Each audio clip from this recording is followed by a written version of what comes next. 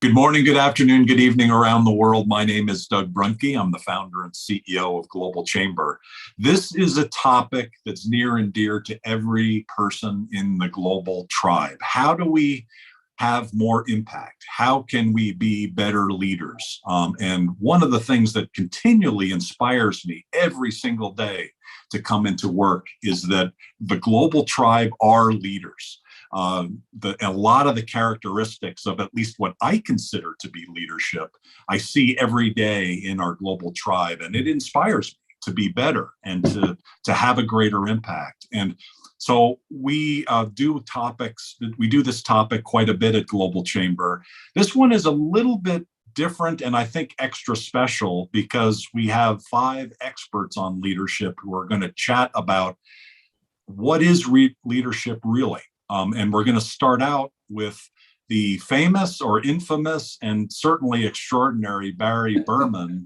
And I'm going to have him say a few words first. We'll have a little bit of a Q&A, and then we're just going to go around the room. And so those of you who are attending, I encourage you to put your information and your questions in the chat area, and then we may be able to actually hear from you later in the program. But you're certainly going to be listening to and hearing from 5 extraordinary people, starting with Mr. Barry Berman. I'm very honored to have him kick things off. He has been very gracious and an extraordinary in so many ways, including allowing me to be part of a program that he's leading right now on leadership. And I've learned so much, Barry, from you and what leadership is all about and what I need to aspire to be a better person and to have more impact. If you could start us out with some thoughts and some ideas to get the ball rolling, that would be awesome. I wrote out a couple of things, and my apologies to everybody with my little hat, and my skin was cut, so I don't want to look and bleed all over you. So at any rate, I want to thank you, Doug, for the invitation and the privilege to do this, and with all my colleagues here who are really up to making a difference in the world. And this is a discussion. This is not going to be a lecture because I don't have all the answers. I mean, this topic, I'd like us to sit with it, not just now, but afterwards, like a question we live into. Because a lot of the times we're addicted to answers. You know, there are over 60,000 books. I looked on Amazon this morning about leadership and leadership development, which tells me nobody really knows anything about it. I mean, everybody has various things to say, and then I'll read to you here the current state of leadership, even with all that knowledge that we give people about what a great leader is. This is from the Harvard Business Review. The current state of leadership development, organizations around the world are failing on one key metric of success, leadership development. According to the research from the Corporate Executive Board, 66% of companies invest in programs that aim to identify high potential employees and help them advance. But only 24% of the senior executives at those firms consider the programs to be a success. A mere 13% have confidence in the rising leaders at their firms, down from the already low 17% just 3 years earlier. And the world's largest corporations, which each employ thousands of executives, a full 30% of the new CEOs are hired from the outside. We got a problem, gang. We are not creating leaders in the world. And we think we are, or we think we have the knowledge to do it. And I have a question about it. I mean, the last thing I wanted to say, Doug, about that is that something that, here it is, something that Warren Bennett said in Joseph Roast. He said, it's almost a cliche of the leadership literature that a single definition of leadership is lacking. The scholars do not know what it is they are studying, and the practitioners, like you and I, do not know what it is they are practicing. Authors have tended to confuse their readers with contradictory conceptual frameworks. Their theories and models have not added up to any meaningful conclusion about the nature of leadership. So we don't know what leadership is. And I'm inviting us to explore it here. There's my introduction, Doug. Well, it leads to the obvious question then, the title of our Globinar. What is leadership really? All right. Are you asking me or my colleagues here? I think right in. You should start with the answer. Here's what I would say. What's your perspective? My perspective is that if people already are leaders and there are barriers to their expressing leadership, in other words, they're not free to be any way they need to be in any situation. You can't study a book or go to a workshop or a course or get coaching and expect someone to be a certain way, have certain characteristics, certain traits, certain styles, that's the way you ought to be when you're in front of a certain situation. You and I need to be effective in the moment when a situation that's challenging to us comes up. And the current approaches are just not producing that. They're not freeing people to be and freeing people to act. And I think that's the essence of what the nature of leadership is. By the way, I have cracked that code. One of the things that I've been taking from your training classes is that you're teaching us to be a leader for those circumstances, right? So be a natural leader. So what in your mind then is a natural leader? And I think it has something to do with integrity. You've certainly used that word more than once. It's the name of my company too. I think there are 4 factors that are just the foundation for it. One is that you're willing to be responsible, and I call it cause of everything, even though you're not, that you're willing to be totally own whatever you're dealing with. 2 is your life is about something much bigger than how you wound up being, much bigger than your own personal, success, your own money you make, the stature, how good you look, that your life's about something bigger than that. And being authentic, real, like when you're embarrassed, you tell people you're embarrassed, or you call it on yourself. You're straight, you're authentic and real. And the one that Doug's mentioning is integrity. You and our integrity stinks. And I'm going to be honest with you about it, because the way we relate to integrity is morality, ethics, and legality. It's do the right thing. The only problem is for the terrorists, they're doing the right thing for them. That doesn't work for all of us. So what is another way to look at integrity? And I'm proposing integrity has something to do with who you are as your word, and you honor that and respect that word, what comes out of your mouth. And when things don't work, when you made promises, you clean up those promises. And you let people know who are counting on you for your work, having given your word. I have found that you build this workability, that's what I want to say, in your relationships with yourself, with your own sense of yourself, that you have enormous power in life to be any way you need to be in any situation, particularly the one you're talking about, integrity. Without that, things just don't work well. That's my spiel for the moment. How did you get into this, and how did you uncover these 4 items? I was introduced. Oops.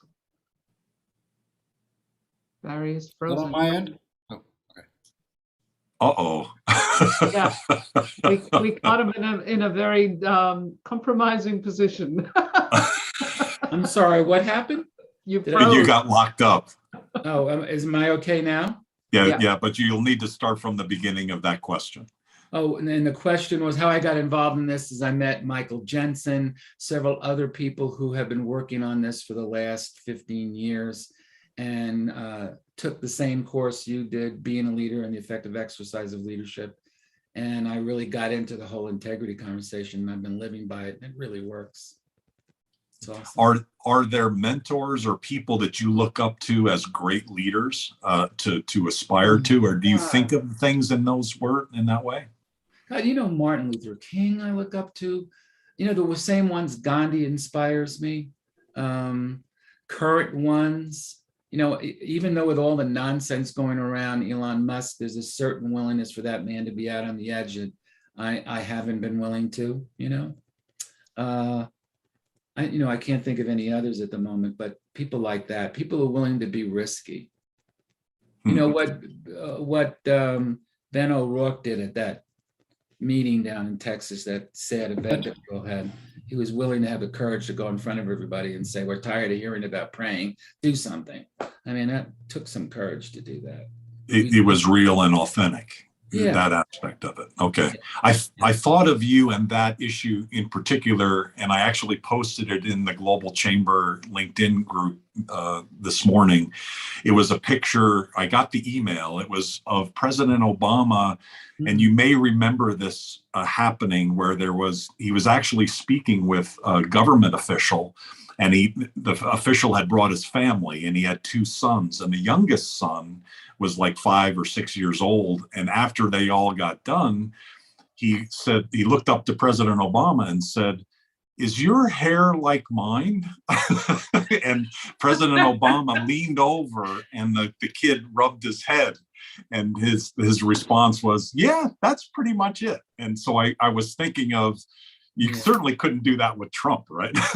Yes, no. Your hand would get probably stuck. don't want to go into the political aspects of it, but you're right. But the authenticness, right, of whoever it is, right, of any person, just to actually say, look, just touch it, and the impact that had. And the final part of that story, by the way, is that young man just graduated with honors from high school, and he's moving on to college. And so that was kind of the full piece of that. Undoubtedly impacted him tremendously to know that someone like him could be a president and could be a leader.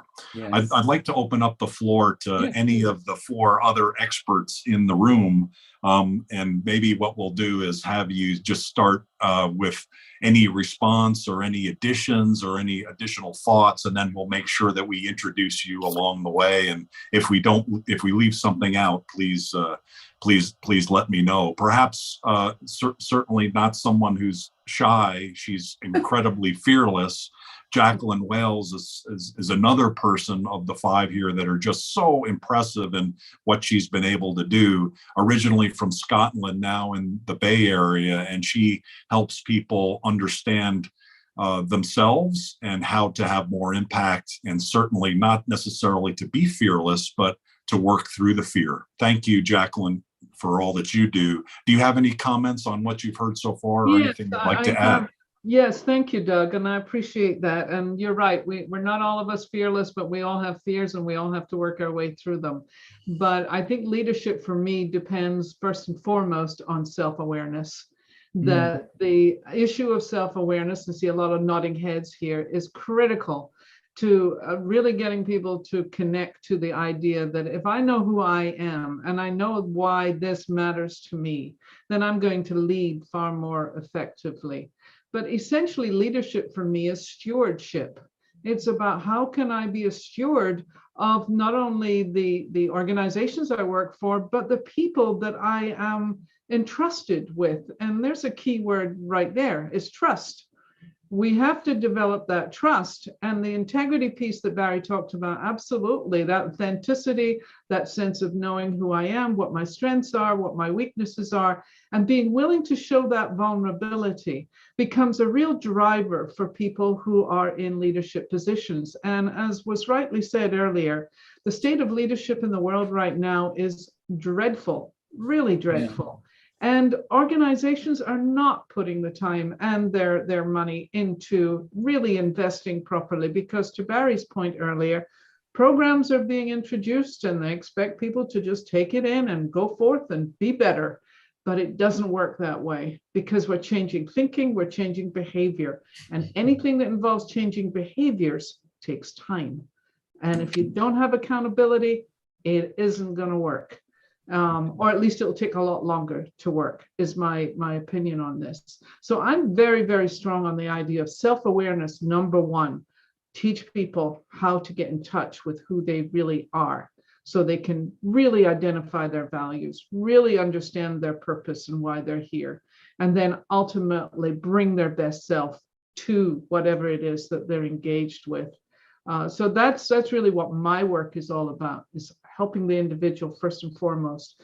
The 3 questions we ask in coaching: who are you, where do you want to go, and what is it that's getting in the way? Because all of us have obstacles, and understanding those obstacles in order to identify how authentic you can be is very interesting. Now, you said something also very interesting, Barry, which was that leaders within the workplace are constrained by the culture in which they're operating. And so many times they don't speak up. Many times they don't put themselves out on a limb. They don't take the risks.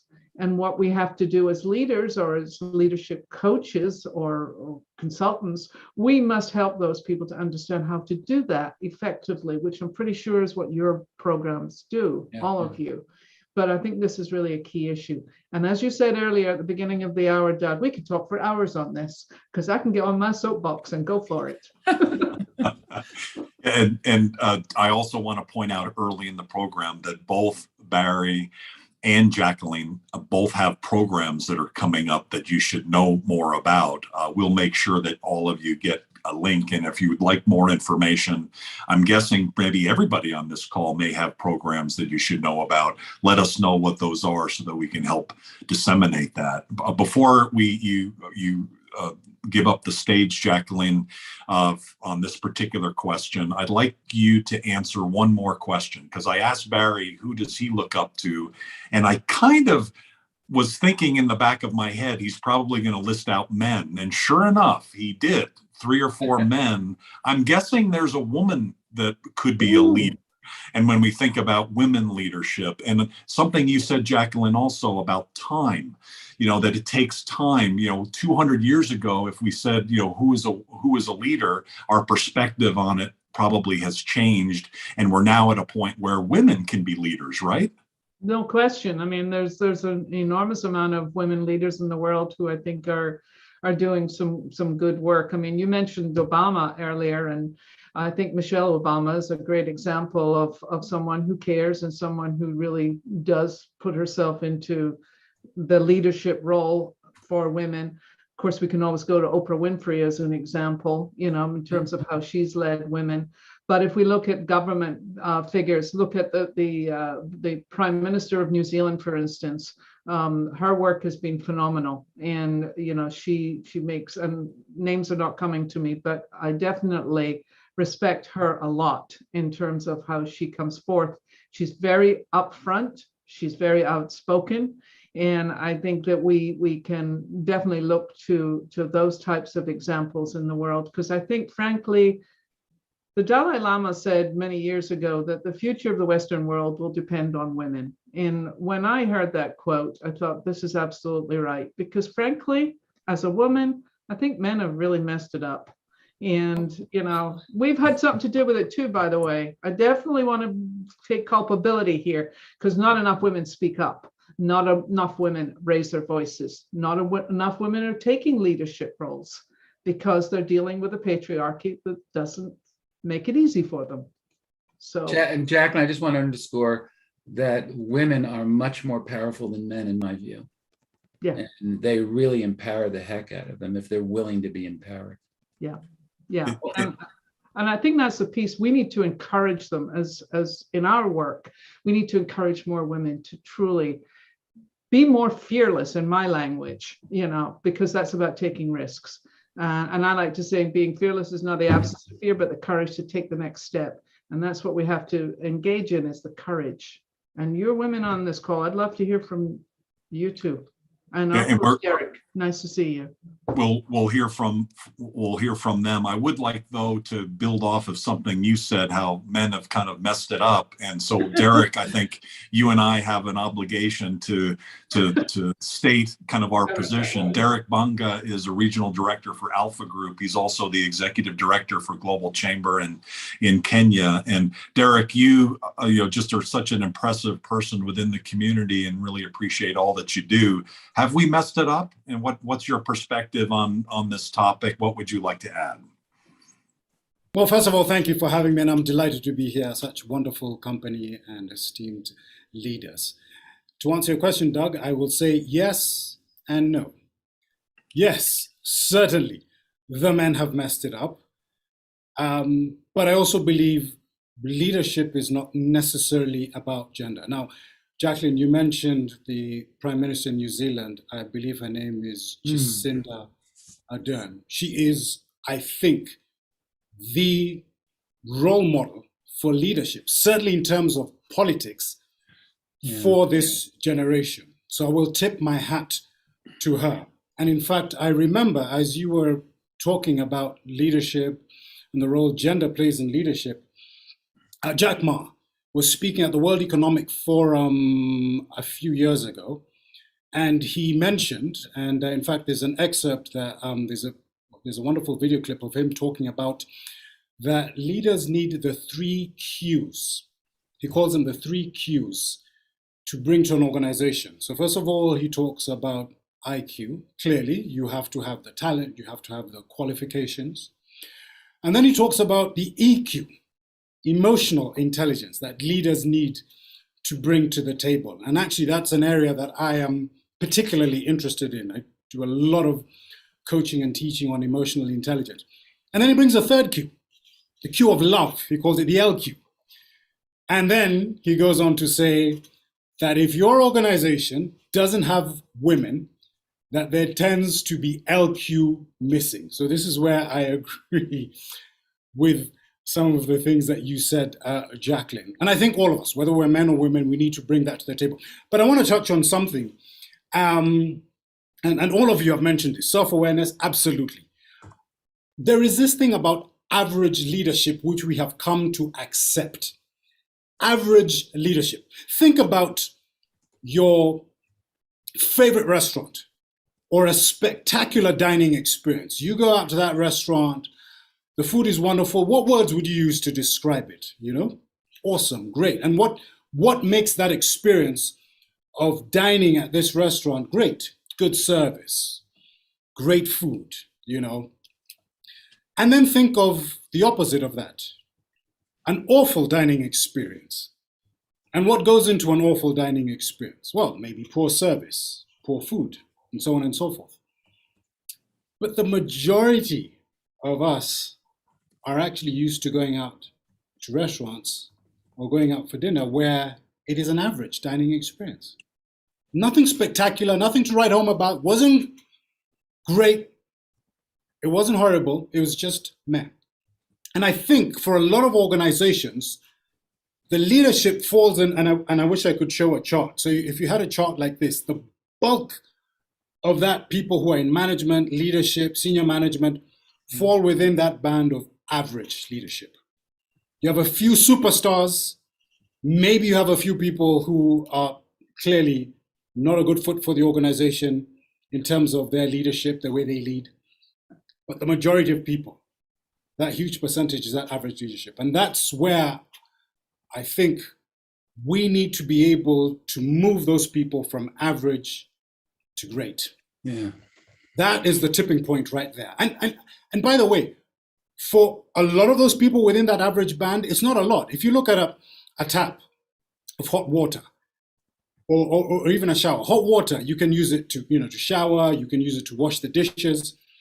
If you moved that hot water, boiled it by 1 degree, and steam comes out, that steam can move a steam engine. That steam engine can transport goods. There's so much that it can do. And so for me, that is where I look at this vexing issue of leadership that you were alluding to earlier, Barry, in terms of, well, what has happened? Why don't we have great leaders? Just being able to move that band of average leaders to great. Yeah. I'll leave that as my opening salvo just to allow everybody else to. Really good comments. Let's circle back on all of these. And so feel free to all the speakers to make your notes and circle back on any topic. I do want to make sure that we introduce everybody. And Desiree Perez is also with us. She's a coach community director at Sage Consulting. And one of the reasons why I think it's important that Desiree be here, other than her expertise around coaching, is that she's from originally Argentina. She's lived in Germany. She lives now in Southern Florida. So she's very international in her outlook, and she works with people from an international perspective every day. One of the questions I see in the chat area is about the word women and whether that's something we should even be saying. Is that like automatically segregating things out in a way that's not necessarily positive? Certainly, if you'd like to comment on that, or any of you, please do. Desiree, thank you for joining us today. And is there anything that you'd like to say, either in rebuttal or in addition to what's been said already? Oh my God, there's so much great stuff here. Where to go first? I don't know, to jump on Jacqueline's soapbox first, or to go with Derek. It's so interesting. And also there's a comment in the chat about, how we're not promoting leadership in the sense of training people and helping people develop in that field. And then we're looking at the Great Resignation, right? That's happening right now. And retention and getting great talent is such a challenge that, for me, goes back to leadership. And how often do we have conversations with companies that say, oh, we don't have the budget to invest in leadership training, or we don't, this is sort of the last thing we're going to look at. But in all reality, that's the core of everything, because when you have moved from that average leadership that Derek was describing into that next level leadership, that's what motivates your people. When your people can be authentically themselves, like Barry said earlier, play in that space, bring their expertise, bring their ideas. That's where success for companies happens, where retention happens.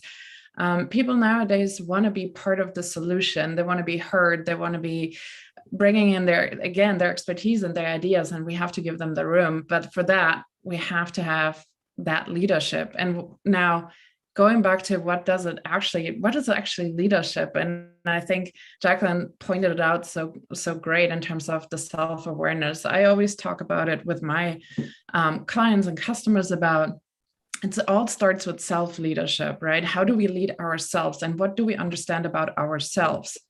Because if we can't be authentically ourselves as leaders, the people that report into us can't be authentically themselves. And what keeps us from being authentically ourselves? It can be the corporate culture, but it oftentimes is also related to experiences that we've had in the past, to fears that might be there of not fitting in. Me specifically, I can very clearly speak to that, because I have a very diverse background, and I don't fit into one specific culture. I'm different.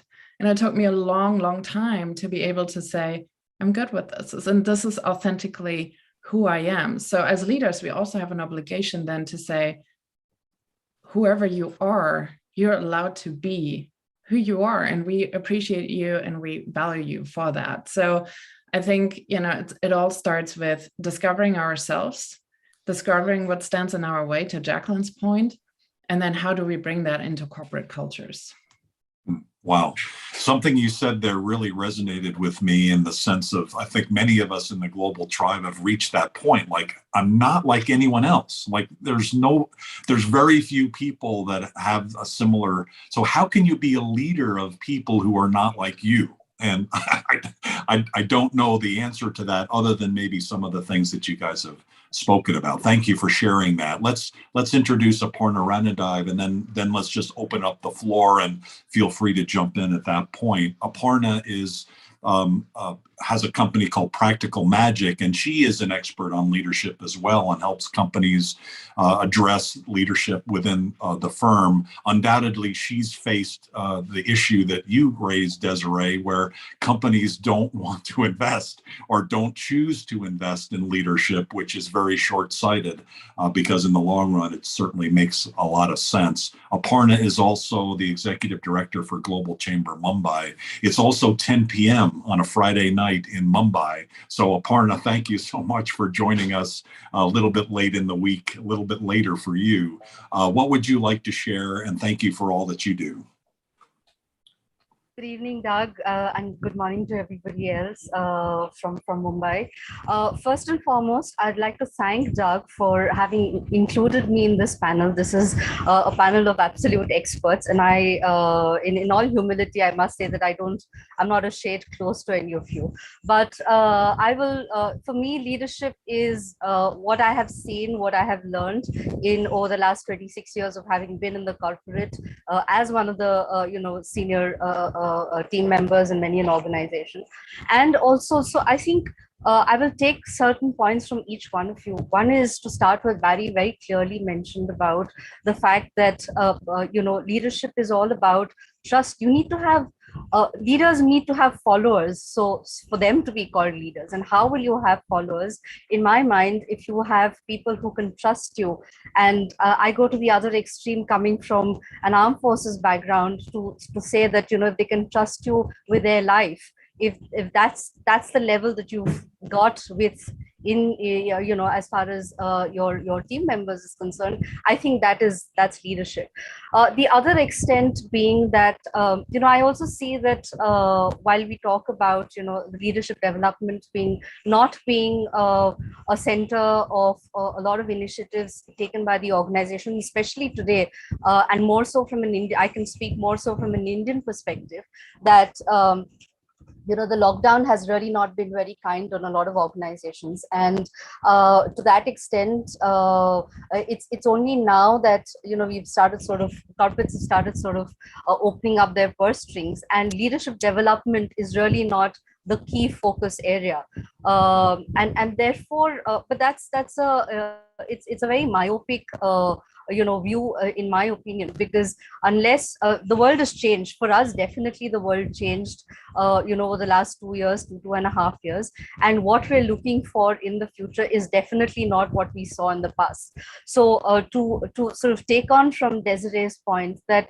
you are allowed to be what you are, and you are you're able to lead from where you are in that sense, but adaptability becomes a key competency for any leader. So if you're going into the future now, and with the environment changing, with the industry norms changing, with the way how business was being done changing, then in that case, adaptability becomes very important as a competency, because it's only when you are able to take a step back, look around, see where the businesses are going, see where you are going, see where how your team is sort of shaping up, not shaping up, and then be able to sort of maneuver yourself around and adapt yourself to the changing environment.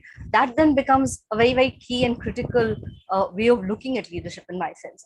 The other extreme, and I will stop at this point, is the other extreme, and I often talk about this when I speak to whether it's senior leaders or whether I speak to parents, is that leadership is not all about having a designation or having a senior top leadership position in an organization. You can see leadership on a football ground. You can see leadership on the cricket field with children.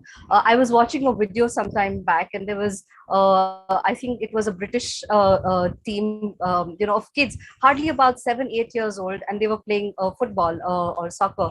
And there was one of the kids, he scored a goal in the wrong goal post. So he hit a goal in the other team's goal post, and he was feeling dreadful about it and standing next to the coach and crying away, and he wouldn't just take the next step and wouldn't go and run with the ball. And there comes a little toddler. I mean, he must have been possibly a year younger or a couple of years younger to him. And he comes in from nowhere. And I don't think he was even prompted by anybody. He comes there and stands, and, with all gusto, he kind of gives him this motivational spiel saying that, you've got it, you will be able to do it. You have to go ahead. You can't stand here. And the boy starts running. And I was thinking, I said, whoever taught him principles of leadership? But that, to my mind, was leadership, all right. Because it's somewhere that he was brought up with these principles, or he was brought up with these values, that you can't let any of your team member down. You have to, sort of keep them up. You have to go on with them. So if you take the same examples into the workforce or into the corporate, then if you're able to stand up and speak. So one of the things that a lot of Indians don't do, and I speak more from an Indian perspective, not so much an international perspective, we tend to clamp up in front of leaders. One is, it is a kind of respect paid to senior people, or it is then the fear of being ridiculed, or it is then I'm not really confident about what I'm saying. So therefore, self-awareness becomes very essential, because where you're speaking from. If you're speaking from a point of strength, then obviously you will be able to go out there and kind of talk about things very confidently. and you're really not bothered about, or really, you don't think you will be reprimanded, or you don't think that you'll be ridiculed for what you're saying, because what you're saying is correct. So if you so believe in your conviction and your your thoughts, then you should be able to speak up in as many ways. So I think all of these definitely, to my mind, become leadership traits. And I sort of I combine all of these when I train on leadership. Integrity becomes very, very key. It's the bedrock of any person's personal growth and professional growth as well. So there is no compromise on that. You cannot trust somebody, a leader who you think has compromised on his values and his integrity. So I think with that, I'll pass the stage on to Doug again. Thank you so much, Doug, for giving me the opportunity. Thank you, Aparna. I'm going to circle back and let Barry make any comments, since all of you have spoken, but I want to also throw one more thing on the table, which you really did, Aparna, which was the case where the young child demonstrated leadership, and it raises to me in the question, are there natural leaders, or are we trained to be leaders? And you kind of intimated that probably it was a parent, right, that had shown that child how to behave that way. I would guess. I'm not sure. So that young child didn't have that in his genes to be that way. Undoubtedly has seen that, and hopefully we can all learn from great leaders.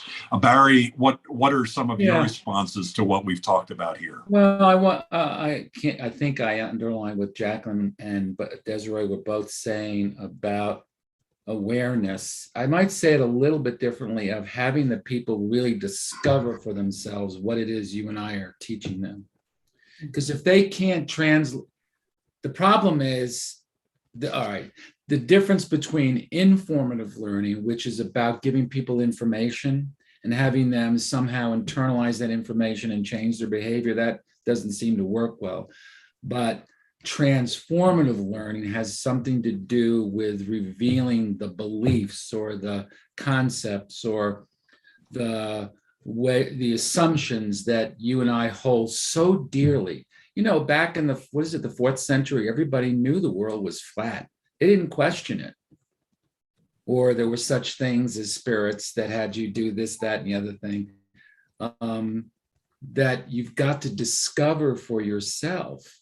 These elements we're talking about, our assumptions are our beliefs that are getting in the way of our effectiveness. And that ain't an easy chore, because it's not our fault when they don't. They got to do it for themselves or forget it. So that's what I have to say, Doug. Okay, very good. Who would like to go next?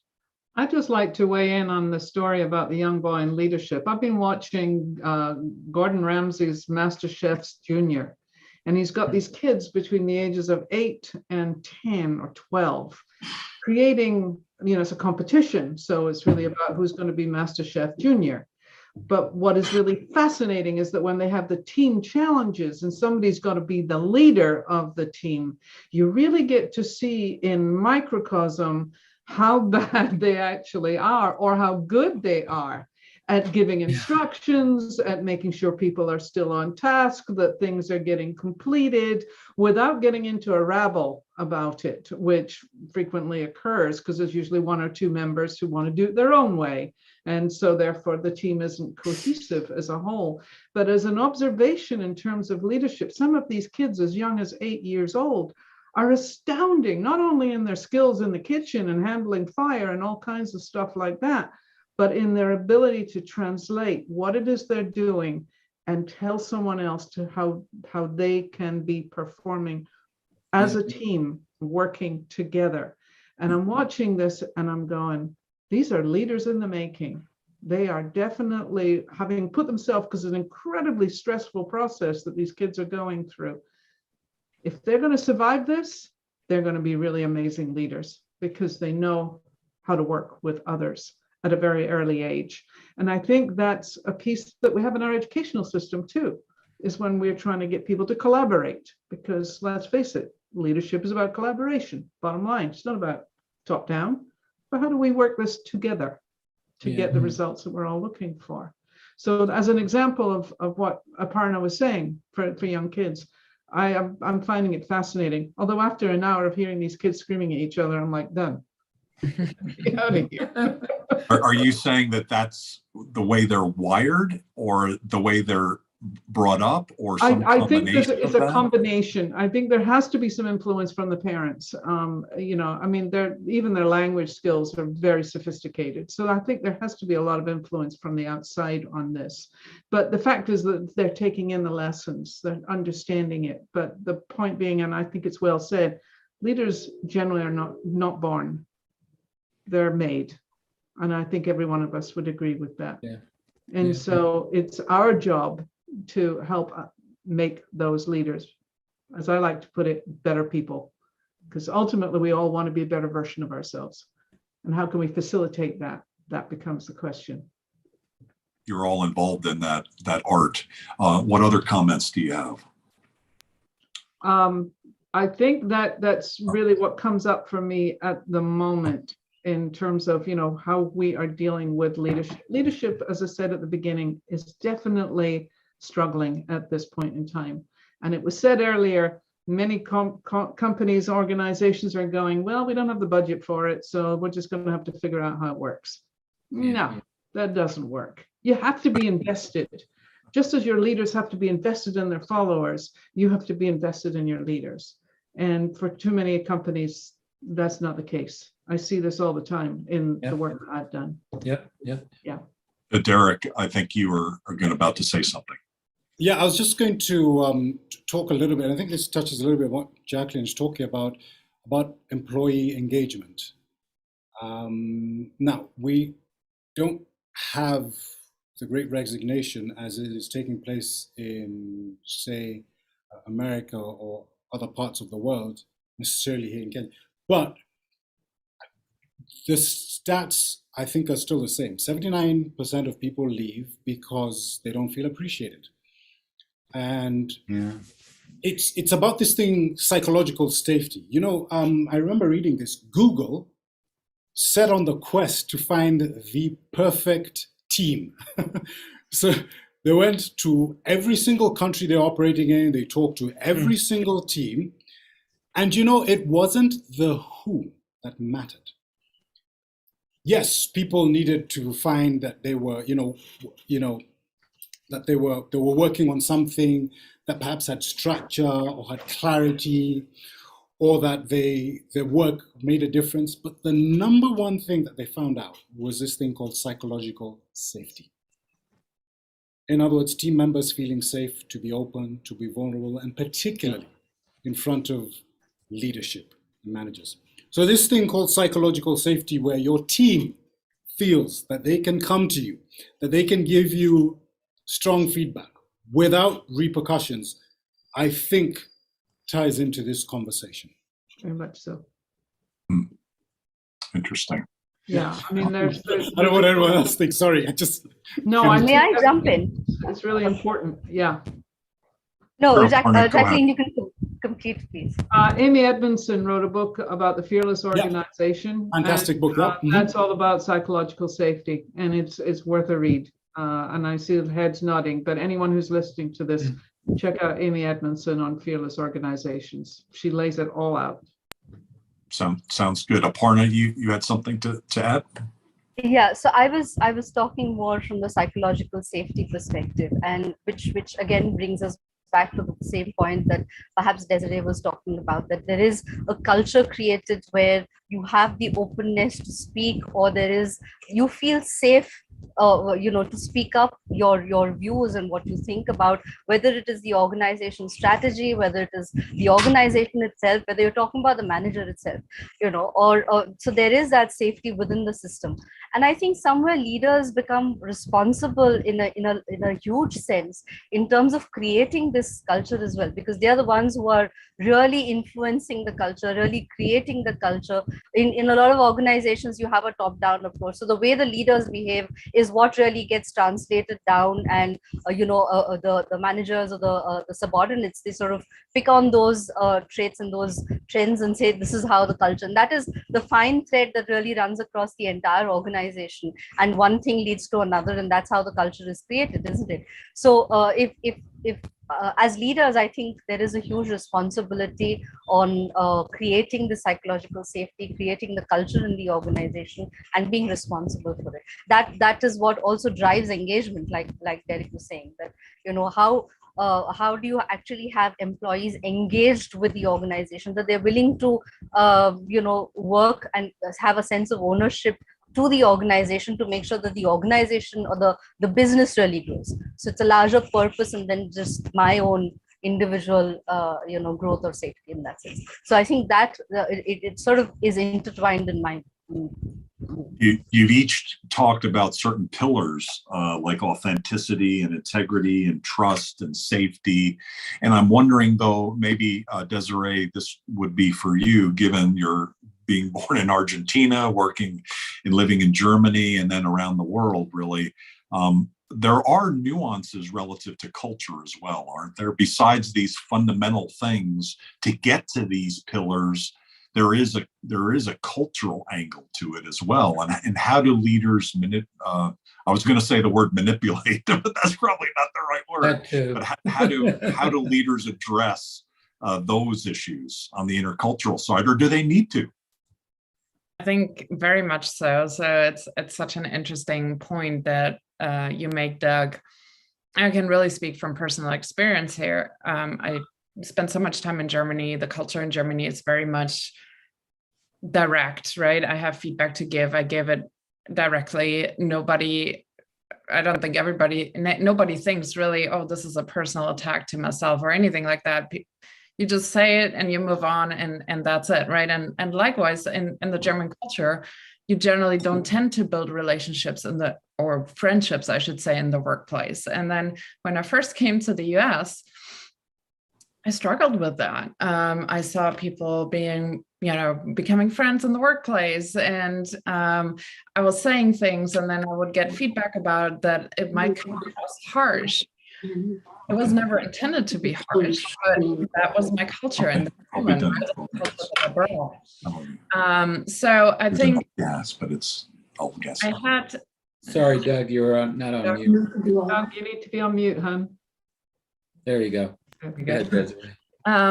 So for me, it was an adjustment phase, especially as I became a leader, to really learn, how do I address feedback? How do I deliver feedback in the US? And I've been here for 11 years, and it's still something that I consciously have to choose and think about how I'm going to address something.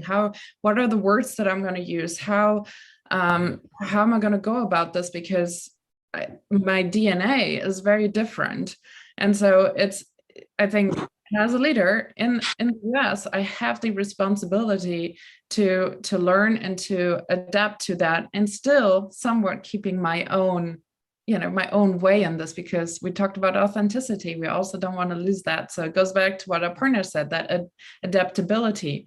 So I think, yes, to answer your question, Doug, keeping cultural differences in mind and finding ways to work with people on, where do you come together? Where's the middle ground here? So the people that I work with, generally, I have conversations. How do you like to receive your feedback? So that tells me then, okay, this is how the person likes to receive it, and I adapt to that. But yeah, so certainly interesting. We have that is an added complexity that we certainly have to look at as leaders. Interesting. And sorry that I interrupted you there. My I was giving instructions to my wife as she was headed out the door, and then she was asking me, "Is there enough money in the account?" So my wife does the same thing. Yeah. I'm wondering, Derek, because this is an issue for you as well, right? 54 countries in Africa. You deal with countries all across Europe and around the world. How do you think about this issue of different culture intermingled with the concept of leadership? Yeah, well, to me, it boils down to one thing, and that is an awareness of other people as a leader, an awareness of those different cultures, and it's empathy. That's what it is. An empathetic leader would adjust their, shall I say, leadership style so that it fits well with somebody perhaps from a different culture. So as Desiree was saying, perhaps in one country, the US, this is how feedback is given, or this is how feedback is received. And so the good leader would be able to sort of adjust when it comes to that. It's accurately viewing the perspective or the situation from different, viewing the situation from different perspectives, you know. One culture might look at something differently from somebody else. It's acknowledging those opinions and those views of the other, and then balancing that to obviously achieve the results that all leaders need to do, and reacting sort of reacting correctly to, you know, perhaps some of the feedback that you're given. So there's an empathy part, is what I'm empathy. hearing. There's an input part in understanding how your leadership is being received. Yeah. Interesting. And any other comments about that or anything else? I think to Desiree's point, you know, the directness. I've been accused many times of being too direct. You know, I come from Scotland originally. I spent a lot of time on the East Coast. We tend to say what we feel and be very straight about it. Over here in California, not so much. They like you to spin a different kind of softening of whatever it is. When you're being authentic, and if you've got to be aware of this, yes, you have to adjust to the culture to some degree. You don't want to, if you're truly going to be authentic, you don't want to bury yourself in someone else's expectations of how you're supposed to be and behave, because then you're not bringing your whole self to the game, are you? So I absolutely empathize with you, Desiree, when you say, you know, the Germans are pretty straight talking. The Scots are very straight talking too. It's like, you know, they'll tell you when you're full of BS. You know, that's the way we have to kind of figure it out. But to that point, I agree. I mean, I've lived all over the globe too. So there are certain expectations we have to observe as we go forth, but not bury the authentic you in the process. So Jacqueline, how do you achieve that balance then? If you're a straight talking Scotswoman and here you are dealing with a culture where they don't want you to be maybe as direct, how do you achieve that balance then as a leader? What would you say? Sometimes I just have to zip it. It's that simple. You just have to zip it. But I think it's also about maintaining the tone of the conversation. It's very important that you're observant of the tone of the conversation. And it's a dance, isn't it? Communication is a dance. Yeah, definitely. So how are we balancing that out? But if it comes down to it with my coaching clients, for instance, you know, I tend to tell her how I see it, and it works, you know. There's another aspect of this that Barry says all the time in the class, and that's taking accountability for mistakes, right? So invariably we all make mistakes, right? You go too far. And then Barry, how would you articulate it in your language in terms of when you make a mistake as a leader? Well, you have to have the courage, and there's a whole veil of things that keep us from having that courage to clean it up or to point it out or to be straight about it. You know, one of the biggest things is that we have this huge fear of losing the admiration of others, or there's another way of how we are seen. And that's an addiction we all have. It actually gets in the way of anything that you're in. We want to be seen as good. Oh yeah, as good and as loyal and as successful and all that. And you well know that in a lot of cases you're afraid that you're not. So we put up a veneer, we put up all these. Yeah, the simplest example is if I'm talking to Desiree and we're at a party and all of a sudden I get distracted and I'm thinking of something else and she says, well, did you get what I said? And I say, yeah, because I don't want her to not like me. So I'll not tell her the truth. Yeah, well, can you repeat that again? I wasn't listening to you. I wouldn't be well thought of. Simple things like that. And we do it all the time. I think we have to talk about going to a party then, Barry, huh? Yeah, we'll have to meet up wherever you are. Pay attention though, Barry, definitely the whole exactly. time. We're going to be watching you. We're coming down to the... Sorry, may I, or you want to continue? Yeah, I just wanted to say we're coming down to the end of the hour, and just Okay. so to kind of be somewhat committed to the 60 minutes, we'll probably go a couple minutes over. I'd like to now go back to all five of you, and Aparna maybe starting with you, and make any final comments that you have. We could talk for days, right? As we talked about earlier, we're not going to cover all aspects of leadership, and hopefully we can have you back and go to part two. But I wonder if you could each kind of say some final words in closing. Aparna, why don't you start? Yeah, thank you so much for that, Doug. No, I was just taking on from what Barry was saying that, ultimately, even for a leader to be able to accept one's own mistake or one's own folly, you have to be able to deal with one's ego. And Barry, right at the beginning, made a mention of Gandhi. And that was one thing which, if you shed that, and you're actually able to stand up straight and say that this is all the frills and the kind of strips that are attached to you are different, are in a certain context, and that's not you, and you're able to with all humility accept where you're not going correct. I think that's a mark of a good human being and a mark of a good leader. So I will sort of wind up my comments in saying that leadership is a very, very complex issue. Has been going on a topic, and it's been going on for many, many years, and there's many more years that we will still be discussing leadership, because it'll be contextual again. But it's I think our conversation today really encompassed all of that, and thank you so much for having me here. Our pleasure. And then I would say for you and everybody, in your final comments, what would you recommend for leaders out there in terms of getting to the next level? What should they do next? Is there a book? Should they be watching someone? Is there a course? What are some of the things that we should, as leaders, think about as next steps to get to the next level? Aparna, do you have any suggestions in that area? One of the key things that I think, and it sort of works in people like us, the favor of people like us, is that it's always nice to learn certain nuances of leadership from certain people who've been able to sort of learn more about it as experts or as coaches or as mentors, because you can't learn certain things on your own. You need to have somebody to handhold you. The other thing that I will also look up, or rather second, is that you need to be able to understand where you want to go next, what are the kind of competencies that you'll be required to take up, and what's the environment that you're operating. So if you kind of put all of these things into perspective on what will get you into the future, I think that will really sum up in terms of the leadership skills for the future, as it were.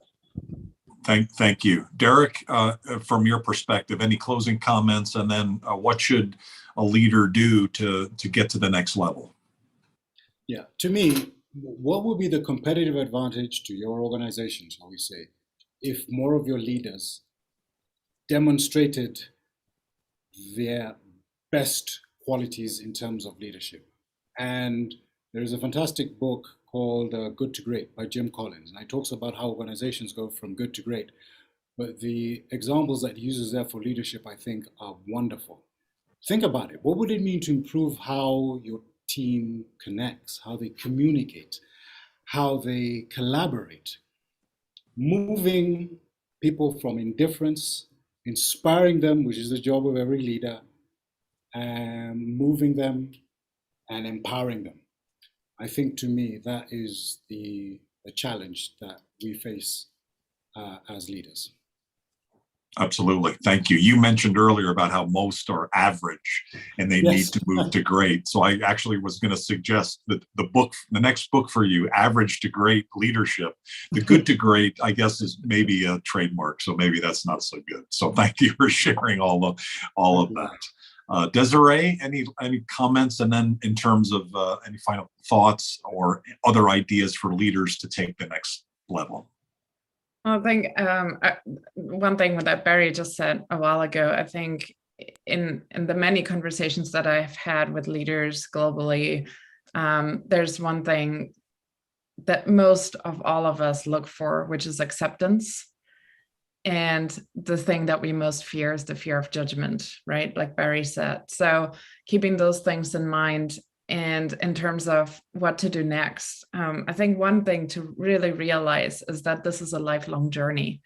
You never arrive at being the leader and this is it. And once I get there, it's a lifelong journey because it's as you learn about yourself, as the context changes, all we can do is take one single step every single day to become a better version of ourselves and to focus on ourselves. And with that being said, as scary as this might sound, as I don't know what this is, I don't know what to expect, doing the work, learning about yourself, learning what stands in your way, and chipping away at that every single day to become a better version of yourself and ultimately a better leader.